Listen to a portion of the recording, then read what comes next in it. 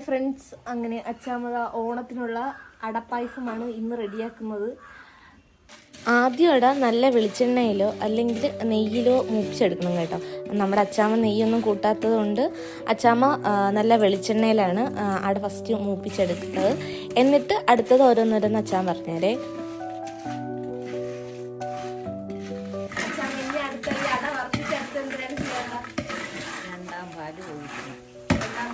മൂന്നാം പാലെന്ന് പറഞ്ഞാൽ മൂന്നാം പാൽ ഒഴിച്ച് അട വേവിച്ച് പിന്നെ ശർക്കര ഒഴിച്ച് പിന്നെ രണ്ടാം പാൽ ഒഴിച്ച് മൊത്തത്തിൽ ഈ അടപ്പായസം എത്ര സമയം എടുക്കും? 3 മണിക്കൂർ. 3 മണിക്കൂറാണ്. അതുവരെ ഇങ്ങനെ ഇളക്കിക്കൊണ്ടിരിക്കണം.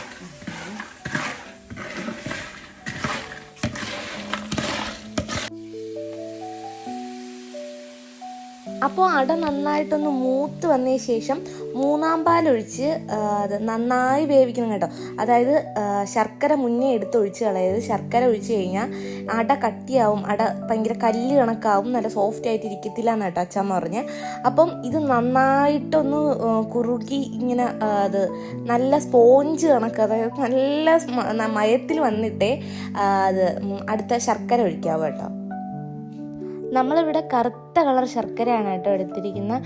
സാധാരണ അടയ്ക്ക് വെള്ള കളർ ശർക്കരയാണ് എടുക്കുന്നത്. നമ്മളിവിടെ കറുത്ത കളർ ശർക്കരയാണ് കേട്ടോ എടുത്തിരിക്കുന്നത്. അതായത് അട ഉണ്ടാക്കി വരുമ്പോഴത്തേക്ക് അടപ്പായസം ആകുമ്പോഴത്തേക്ക് ഇച്ചിരി കൂടി കളർ കൂടുതലായിരിക്കും, ഒരു ഡാർക്ക് കളർ കൂടുതലായിരിക്കും. അല്ലെങ്കിൽ സാധാരണ നോർമൽ കളർ, വെള്ള കളർ ശർക്കരയാണെങ്കിൽ നോർമൽ കളറായിരിക്കും കേട്ടോ. അപ്പോൾ ശർക്കര ഒഴിച്ച് ഒരു 10-15 മിനിറ്റോളം ഇളക്കി കഴിഞ്ഞ് കഴിഞ്ഞാൽ ചൗരി നല്ല രീതിക്ക് വേവിച്ചിട്ട് അതിലോട്ട് ഇട്ട് കൊടുക്കുക കേട്ടോ. ഞാനൊക്കെ ഇത് കൊച്ചുനാളിൽ കണ്ണ് കണക്കത്തെ സാധനം എന്നായിരുന്നു പറഞ്ഞത്. എൻ്റെ പേര് കറക്റ്റായിട്ട് അറിയത്തില്ലായിരുന്നു.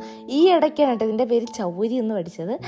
അപ്പോൾ അത് ചൗരി ഇട്ടിട്ടും നന്നായിട്ട് ഇളക്കി കൊടുക്കുക. അട ഉണ്ടാക്കാൻ തുടങ്ങിക്കഴിഞ്ഞ് കഴിഞ്ഞാൽ കൈ വിടാതെ എപ്പോഴും ഇങ്ങനെ ഇളക്കിക്കൊണ്ടിരിക്കണം കേട്ടോ അച്ഛാമ്മ പറഞ്ഞത്. കൈ വിട്ട് കഴിഞ്ഞാൽ ഇത് എപ്പോൾ വേണമെങ്കിലും അടിയിൽ പിടിക്കുക. അതുപോലെ തന്നെ തീയും ഭയങ്കരമായിട്ട് തീ വേണ്ട, ചെറിയൊരു തീയിലാണ് കേട്ടോ ഇത് ഇതാവേണ്ടത്. അപ്പോൾ നല്ലതായിട്ട് കുറുവി വരും തോറും നമ്മൾ തേങ്ങാപ്പാൽ രണ്ടാം പാലും മൂന്നാം പാലും ഒന്നാം പാലും ഒക്കെ ഇങ്ങനെ ഒഴിച്ചുകൊണ്ടിരിക്കണം കേട്ടോ.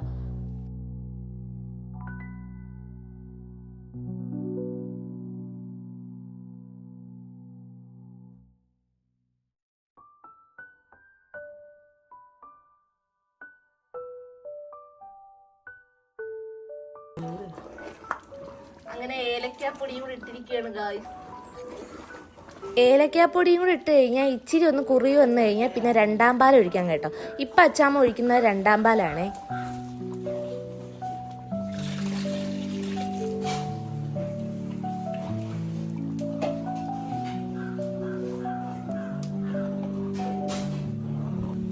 അങ്ങനെ 2.5 മണിക്കൂറത്തെ നല്ലോണം ഇളക്കി കഴിഞ്ഞതിന് ശേഷം ഇതാ നന്നായി കുറുകി വന്ന് നല്ല അടയൊക്കെ നന്നായിട്ട് വെന്ത് നല്ല ഇതായിട്ടുണ്ട് കേട്ടോ.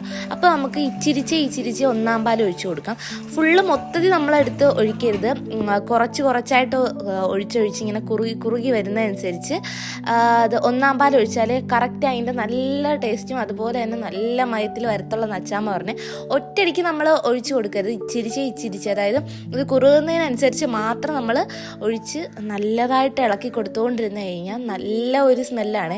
ഇതിൽ ഞാൻ ലാസ്റ്റ് ആയപ്പോഴത്തേക്ക് ഈ അണ്ടിപ്പരിപ്പും മുന്തിരിക്കയും കൂടി വറുത്തിടുന്ന ഒരു സീനുണ്ടായിരുന്നു. അത് ഞാൻ എടുക്കാൻ അങ്ങ് വിട്ടുപോയിട്ടാ. ആ സമയത്ത് ഞാൻ ഇടിച്ച് പോയായിരുന്നു. അപ്പം അത് മാത്രം ഞാൻ ജസ്റ്റ് ഒന്ന് വിട്ടുപോയിട്ടുണ്ട്.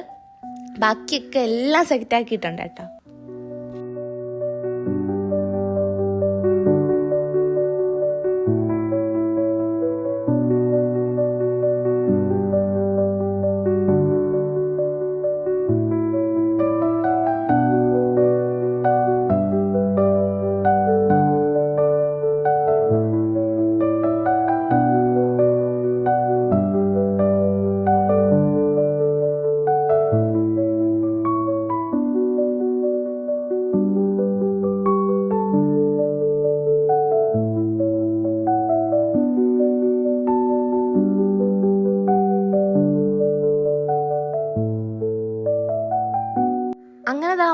മണിക്കൂറത്തെ നമ്മളെ കഷ്ടപ്പാടും ഉണ്ട്. അടപ്പായസം സെറ്റ് ആയിരിക്കണം കേട്ടോ. ലാസ്റ്റ് ഇത് അണ്ടിപ്പരിപ്പും മുന്തിരിക്കയും കൂടിയൊക്കെ വറുത്തിട്ടപ്പോഴത്തേക്ക് ആകെ അടിപൊളിയായിട്ടുണ്ട്. അപ്പോൾ ഇനി അടുത്തത് കഴിക്കലൊരു പരിപാടിയാണ്. അപ്പോൾ ഇഷ്ടപ്പെട്ട എല്ലാവരും ജസ്റ്റ് ഒന്ന് ട്രൈ ചെയ്ത് നോക്കാനും ഫീഡ്ബാക്ക് ഒക്കെ അറിയിക്കാൻ മറക്കല്ല കേട്ടോ. അപ്പോൾ അടുത്ത വീഡിയോയിൽ കാണാം. ബൈ.